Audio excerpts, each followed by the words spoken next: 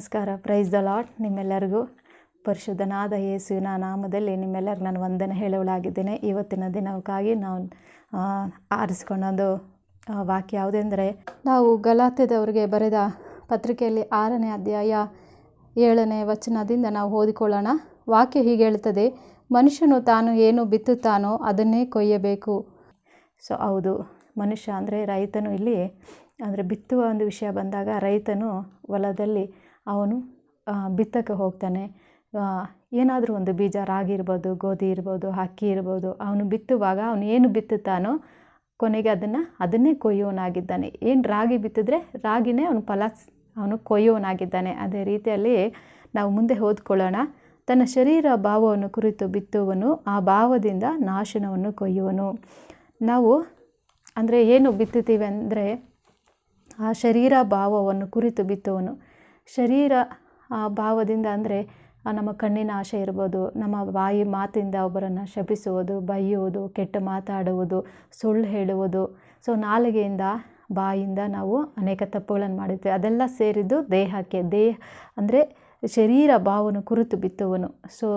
ಅದರಿಂದ ನಾವು ಮಾಡೋದು ಕೈಯಿಂದ ಒಬ್ಬರನ್ನು ಹೊಡೆಯೋದು, ಆಮೇಲೆ ಕೈಯಿಂದ ನಾವು ಮಾಡೋ ಪಾಪಗಳು, ಕಾಲಿಂದ ಮಾಡುವ ಪಾಪಗಳು, ಆಮೇಲೆ ಹೃದಯದಿಂದ, ಮನಸ್ಸಿನಿಂದ. ಇವೆಲ್ಲವನ್ನು ದೇಹಕ್ಕೆ ಸಂಬಂಧಪಟ್ಟ ಒಂದು ಕಾರ್ಯಗಳಾಗಿರ್ತವೆ.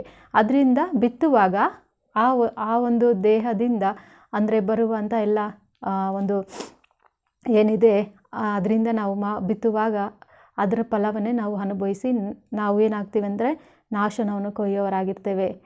ಹಾಗೆ ಆತ್ಮನನ್ನು ಕುರಿತು ಬಿತ್ತುವನು, ಆತ್ಮನಿಂದ ನಿತ್ಯ ಜೀವವನ್ನು ಕೊಯ್ಯುವನು. ಆತ್ಮನ ಕುರಿತು ಬಿತ್ತುವನಂದರೆ ಹೇಗೆ ಅಂದರೆ, ಆತ್ಮನಂದರೆ ಎಲ್ಲ ಒಳ್ಳೆಯದೇ. ಒಳ್ಳೆಯದಂದರೆ ನಾವು ದೇವರ ಆತ್ಮನ ಫಲಗಳು ಕೇಳಿದ್ದೀವಲ್ವ, ಪ್ರೀತಿ, ದಯೆ, ಕ್ಷಮೆ, ಕ್ಷಮಿಸುವಿಕೆ, ದೀರ್ಘ ಶಾಂತಿ, ಇವೆಲ್ಲವು. ಆತ್ಮನನ್ನು ಕುರಿತು ಇವುಗಳು ಆಗಿವೆ. ಇವುಗಳ ನಾವು ಬಿತ್ತುವಾಗ ನಾವೇನು ಮಾಡ್ತೀವಿ, ನಿತ್ಯ ಜೀವವನ್ನು ಕೊಯ್ಯೋರಾಗಿರ್ತೇವೆ.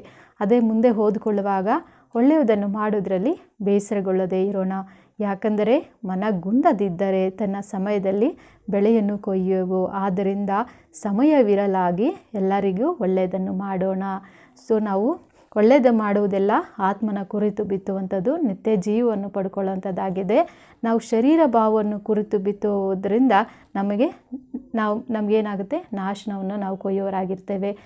ಈ ವಾಕ್ಯಗಳ ಪ್ರಕಾರ ನಾವು ಅರ್ಥ ಮಾಡಿಕೊಂಡು ನಾವೇನು ಬಿತ್ತುತ್ತೀವೋ ನಾವು ಅದನ್ನೇ ಕೊಯ್ತೇವೆ. ಈಗ ನಾವು ಒಂದು ಕುಟುಂಬದಲ್ಲಿ ಎಲ್ಲರೂ ಇರ್ತಾರೆ, ತಂದೆ ತಾಯಿ, ಮಕ್ಕಳು ಇರ್ತಾರೆ, ಹೆಂಡತಿ, ಏನಾದರೂ ಏನೂ ಅಲ್ಲಿ ಇರೋದಿಲ್ಲ, ಯಾವುದೇ ಪ್ರಾಬ್ಲಮ್ಸ್ ಇರೋದಿಲ್ಲ, ಎಲ್ಲ ಚೆನ್ನಾಗಿರುತ್ತೆ. ಆದರೆ ಸಂದೇಹ ಪಡೋದು, ಬೇಕಂತೇನೆ ಪ್ರಾಬ್ಲಮ್ಸ್ ಕ್ರಿಯೇಟ್ ಮಾಡೋದು, ಮತ್ತು ಬೇರೆಯವ್ರನ್ನ ಶಪಿಸೋದು, ಹಾಗೆಲ್ಲ ಮಾಡುವಾಗ ಅದು ದೊಡ್ಡದು ಪ್ರಾಬ್ಲಮ್ಸ್ ಆಗ್ತದೆ. ಇದಕ್ಕೆಲ್ಲ ಕಾರಣ ಒಬ್ಬರು, ಅದರಲ್ಲಿ ಹೆಂಡತಿ ಆಗಿರ್ಬೋದು, ಗಂಡ ಆಗಿರ್ಬೋದು. ಹಾಗೆ ಮಾಡದೇ ಇದ್ದರೆ ಅದು ದೊಡ್ಡದು ಇಶ್ಯೂ ಆಗ್ತಾ ಇರಲಿಲ್ಲ, ಸಮಾಧಾನ ಕೇಳ್ತಾ ಇರಲಿಲ್ಲ. ಅದನ್ನು ಅರ್ಥ ಮಾಡಿಕೊಂಡು ಅಲ್ಲಿಗೆ ಬಿಟ್ಬಿಟ್ಟಿದ್ದರೆ ಅದು ಆತ್ಮನಿಂದ ಕೊಯ್ಯುವಂಥದ್ದಾಗಿದೆ, ಆತ್ಮನ ಕುರಿತು. ಆದರೆ ಏನಾದರೂ ನಾವು ಏನು ಬಿತ್ತೀವೋ ಅದನ್ನೇ ನಾವು ಕೊಯ್ತೀವಂತೆ. ನಮಗೆ ಅದೆಲ್ಲ ಕೊನೆಗೆ ಅದು ಬರುತ್ತೆ.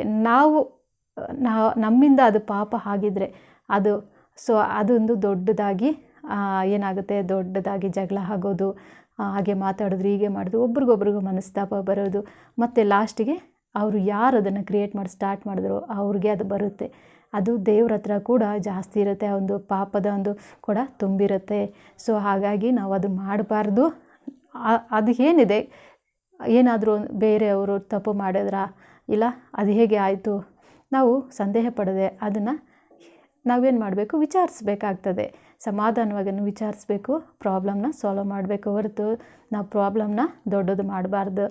ಆಗಲೇ ಅದು ಈ ಒಂದು ಅರ್ಥ ಕೊಡ್ತದೆ. ನಾವು ಬಿತ್ತುವಾಗ ಒಳ್ಳೆಯದನ್ನು ಬಿತ್ತಬೇಕು, ಕೆಟ್ಟದ್ದು ಬಿತ್ತುವಾಗ ಕೆಟ್ಟದೇ ನಮಗೆ ಬರ್ತದೆ, ಒಳ್ಳೇದು ಬಿತ್ತಿದ್ರೆ ಒಳ್ಳೆಯದೇ ನಮಗೆ ಬರ್ತದೆ. ಅದರಿಂದ ಒಳ್ಳೆಯದರಲ್ಲಿ ಮಾಡೋದ್ರಲ್ಲಿ ನಾವು ಬೇಸರ ಮಾಡಿಕೊಳ್ಬಾರ್ದು.